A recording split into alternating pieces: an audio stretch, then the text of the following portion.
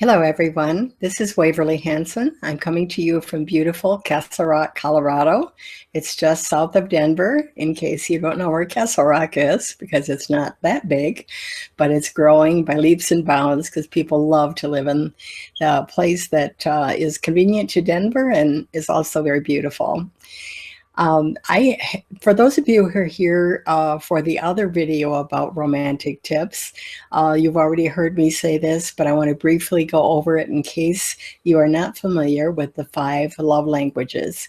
There was a book written about this many years ago by Gary Chapman, and it's become a way that couples can really connect more closely. So many people did not realize over time that maybe the way they like to receive love is not the way their mate likes to receive it.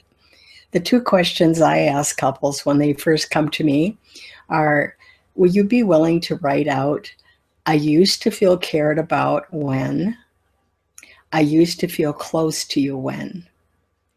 And that will help you remember what some of those things are that you used to do with each other that really made you feel cared about. The theory behind this 5 love languages is that all of us have one primary love language and one secondary love language. I really think we all have just a little bit of all 5. But the reason for learning about this and making the effort is that often we think we're being loving toward our spouse, but it turns out that they are not feeling that. And of course, we want them to feel loved by us, and we want to feel loved as well. So the 5 love languages are what I'm going to refer to tonight, but I'm going to be giving you a couple ideas, at least one idea under each love language that you could use with your spouse. So if you have a paper and pen handy there, you might want to write down a couple words so you'll remember, and hopefully you'll have fun using these love languages. I think I mentioned that often we marry someone who has different love languages than we do. So we're doing our love language, but it doesn't do a lot for them. The first one I want to talk about tonight is words of affirmation or words of appreciation. And there are so many ways that you can do this one. One of them is to, this one I really like. I think it's a very fun idea. Search on YouTube and find a song that just expresses how you feel about your spouse. And when you do, send them the link and tell them in their email, this is the song that says it all. I love you. That would be quite different than the kind of way you probably usually let them know. So I think that they would really enjoy it. And of course, nothing beats writing a letter. If you want to write just even a brief letter about the things you appreciate, or just even 1 or 2 things you appreciate about your loved one, it will mean so much to them. The next one is called acts of service. And some people just, it may not seem very romantic to you, but when you do an act of service for them, they just feel really, really cared about.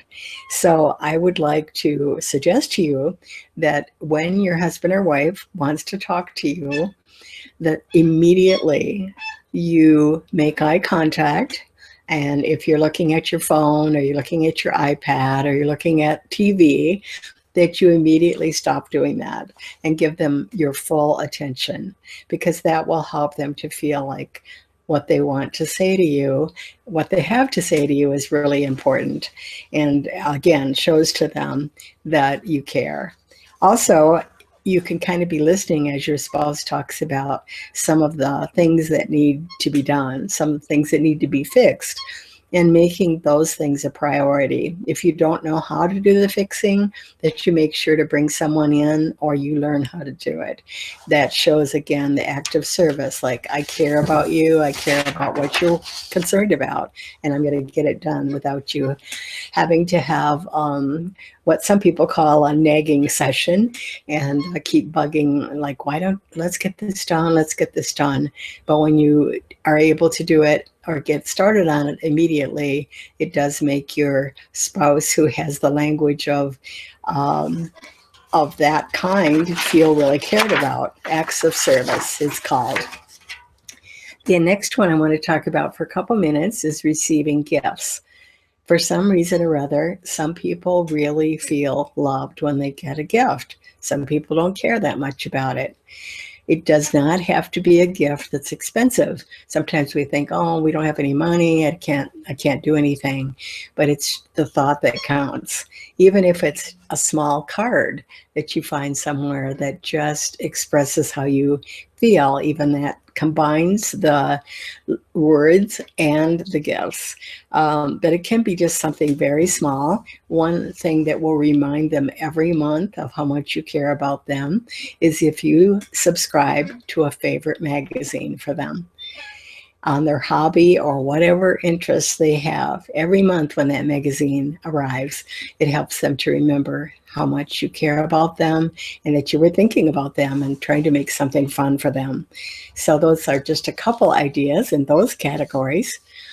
Quality time, make your date nights weekly if possible, or they can be dates during the day if that's more convenient for you. But just planning the dates can really make a difference. The couples that I'm seeing that were trying to rebuild their marriage, we always start off with that being one of the things we need to revive, is starting to date each other again.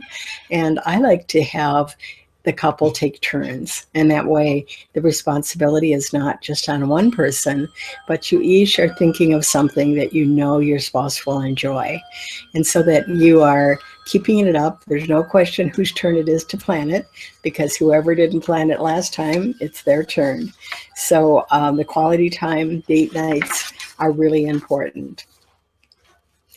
The last one I want to talk about tonight is the physical touch. And again, I always take apart the physical touch from sexual to non-sexual touch for various reasons that I don't have time to go into at this point. But it really makes a difference if your mate has physical touch as their love language. So maybe they really like to cuddle. Maybe you're not into cuddling that much, but you do it because you know that makes them feel loved. And another thing that some people really like to get kisses pretty often. And so, maybe you don't feel the need for that as often as they do. But because you know that's the way they feel loved, you will choose to do that just to show them that you care. Sometimes we get stuck in a romantic rut. We do the same things all the time. And even though they may like it, it really helps if you change it up a bit and just bring some variety in your life so it's not a rut. Again, this is Waverly coming to you from Colorado, and I'm hoping to hear from some of you and what things work for you. It's fun to share ideas because sometimes we never thought of it. When someone else shares it, we think, oh, that'd be fun. I'd like to do that sometime. So if you would like to send me an email, my email is waverlyrelationshipcoach@gmail.com. I would love to hear your ideas or your questions. And Waverly is W-A-V like in Victor, E-R-L-Y. waverlyrelationshipcoach@gmail.com. Okay, I'm signing off for tonight, and I'll look forward to talking with you again. Bye now.